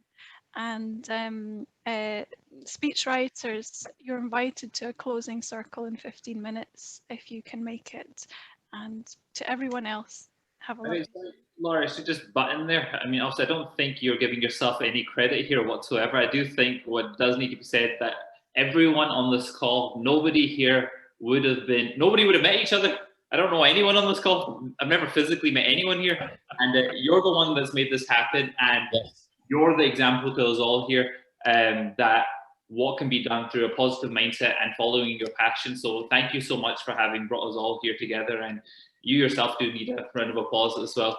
And we're all very grateful to have you in our life now. Yes. Thank you so much. Thank you so much. I generally wasn't fishing for any compliments, but I take them wherever I can get them. This has been, I think I was speaking to Gerald, but just before we started, there's not a moment of this that has felt like work. And that is when you know you're doing something right. Not because I'm so special, but because you guys are so special as to give in your time. If it hadn't been for all of you speechwriters, I would have been on a Zoom room on my own, about to pay back an enormous grant I've already spent. So thank you. Thank you for your belief and taking part in what is a total experiment. And may the experiments continue for all of us. Go forth, my friends, into the evening, and much love to you all.